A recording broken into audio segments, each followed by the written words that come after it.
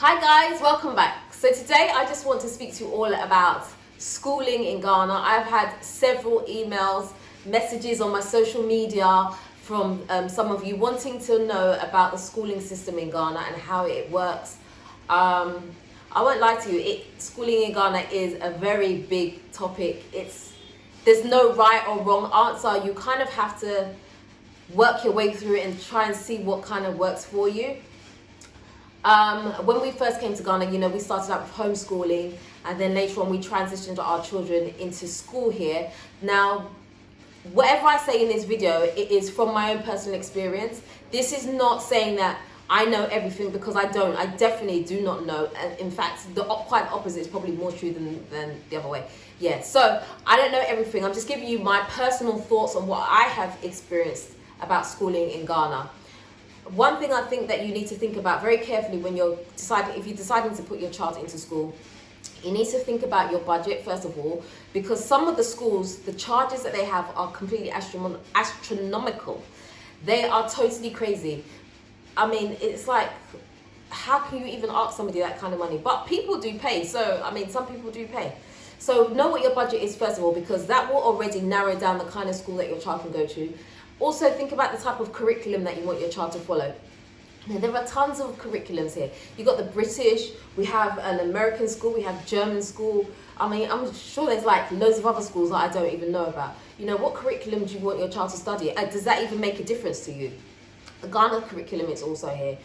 So think about what it is that you're looking for. But definitely keep your budget in mind as well. Sorry. About to choke, sorry about that. So definitely have those things in mind, because those things will help you whittle down the kind of school that you want to send your child to. Now, another thing that you need to understand as well about if you decide to send your child to school is what kind of child that you have. Does that even make sense? What kind of child? The type of personality that your child has. Some children will integrate really quickly and it won't be a problem. Some children will struggle through and it will be a bit harder for them to kind of get into the system. So understand your child. Don't be necessary. I would say personally, don't be in a rush to straight away put your child into a school. It's a big change coming from wherever and then coming to Ghana. I feel that you should perhaps let your child adapt a little bit to the culture in Ghana first before you rush to put them into school. But I'm not saying don't do it.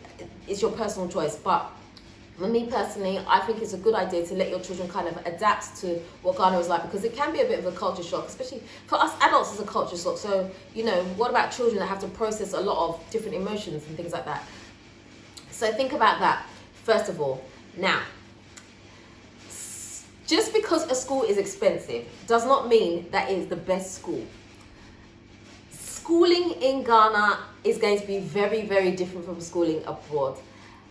In my personal experience, I'm going to keep saying that, in my personal experience, the teachers are not the same as the teachers that you probably are used to abroad. They have a certain style of teaching here, which you kind of have to get used to. And for some of the more expensive schools, they employ teachers from outside to come and teach. So therefore, they kind of have a little bit of a different standard of teaching, because they have a way of communicating with the children that kind of, I guess, would put you a bit more at ease. Whereas I find that this is a very difficult video for me to do, because I'm not bashing Ghanaian or African teachers. I'm not doing that. I'm not trying to do that. But I'm just giving my perspective of what I have seen and some of also what I have experienced myself. In general, Ghanaians, Africans, we have a certain way that we relate to our children. And you can also see it sometimes come out in the classroom as well. Sometimes there's not really a level of patience when a child doesn't understand something. So if a child doesn't understand something, the child will say, "Oh, miss, I don't understand this." And instead of the teacher saying, "Okay, hold on 1 minute, I'm going to explain it to you," or something like that, they'll be like, "Go back and read the question." But that doesn't necessarily answer the child's question. And if you have a child that is particularly sensitive, sometimes it might crush them if you keep saying, "Go back and read the question again, go back and read the question again."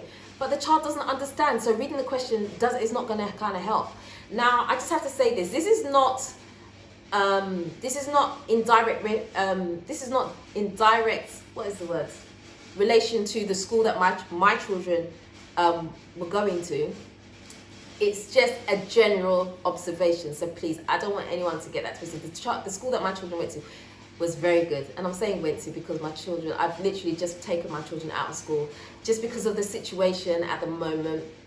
The way that it's expensive to send your child to school right now when they're not physically going, especially when they're not physically going to school and you're still having to pay almost full price.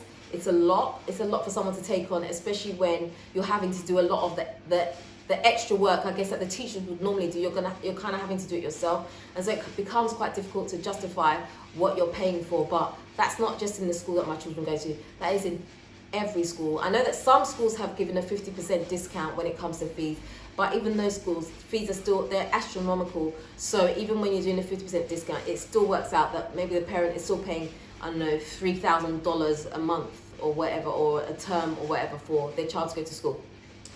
It's just a lot. So that's the reason why we have decided to take our children out, and we're kind of going back to homeschooling again. Homeschooling has always been a passion anyway, but we're going to kind of slightly do it a bit different this time around. But I'm not going to go into it too much right now. But I just want to kind of give you a bit of advice about what you should look for. So in my opinion, if I was to do things again, coming to Ghana with my children, I would definitely continue to start with homeschooling first.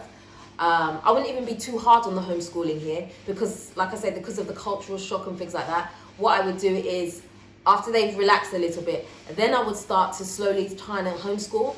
If I don't have, because I know not everyone has the patience to homeschool, if I didn't have the patience to homeschool, then I would find some sort of online class that I could perhaps put my children into to make sure that they're at least doing their core subjects if I can't handle it personally myself. You can even do that from your home country if that makes you feel more easier, or you can look at getting a tutor for your children.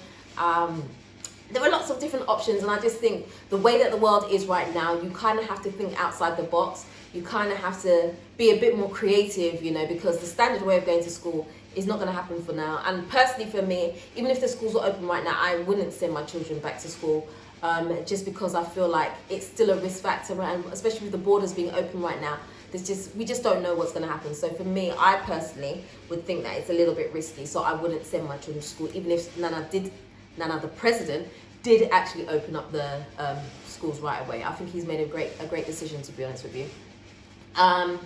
So schooling is never going to be, yes, this is the right way, no, this is the wrong way. For some children, they will adapt straight in and go straight in without a problem, without any type of issue. Some children will thrive in a local school, some children won't. Some children will thrive in an international school, some children won't. It really does depend on what your child is like, and no one can answer that for you because you're the only person that knows your child. So you kind of have to be the judge of that. But obviously the biggest thing is going to be what you can afford for your child, what kind of school you can afford to send your child to. But honestly, I wouldn't be in a rush to put my child into school at the moment, just with everything up in the air. There's going to be no sort of sense of direct relationship that your child is going to have with other students, because they're not actually physically walking into a class. It's all being done online. So for me personally, I would kind of chill back a little bit, and I would probably get a tutor to sort of give him a bit of a one-to-one or something like that. That's personally what I would do. But of course, it is up to you. There is no right or wrong answer. Schooling in Ghana is hard. It always has been. And it's just one of those things. It really is. But I think if you're coming to Ghana and you have in mind that, you know what, I'm going to homeschool. If you find a school, then great, thumbs up to you. If you don't, then you're still homeschooling anyway.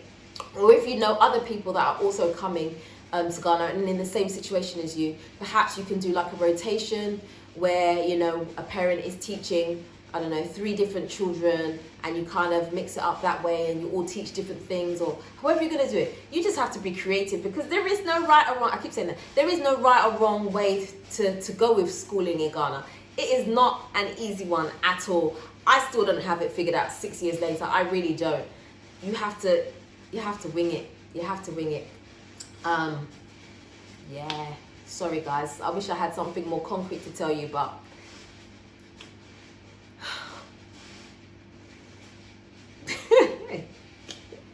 There's no right or wrong answer. It is very, very, very, very difficult decision to make. But for me, that's not something that would stop me coming to Ghana. It wouldn't, because I feel that there is so much to learn outside of the school system that being in the school system for me is not a biggie. As long as my children can do core subjects, you can debate that with me if you want, but this is my personal viewpoint. As long as my children can do core subjects, there is so many other things to learn here that it doesn't bother me. I'm not putting my child into school to be able to get them to go and get a specific job or whatever, unless that's particularly what they want. I'm looking at what my children are interested in, and I want to home in on that, and I want them to create business. So my thought process perhaps could be different to what your thought process is. So just think about your child in any decision you're going to make in regards to schooling. Think about your child first and what would and would not work for them, and kind of go from there. So whatever your next door neighbour is doing doesn't necessarily mean that it's going to be right for you. You kind of have to sort of work it out for yourself. But anyway, I think I've done enough talking, and I hope you've kind of made some sense of my sort of ramble as I've kind of talked a little bit there. Yeah, guys, that's it. If you haven't subscribed, please do subscribe and hit the notification bell for me. I have lots more to share with you guys, so please stay tuned. And until next time, guys, peace out.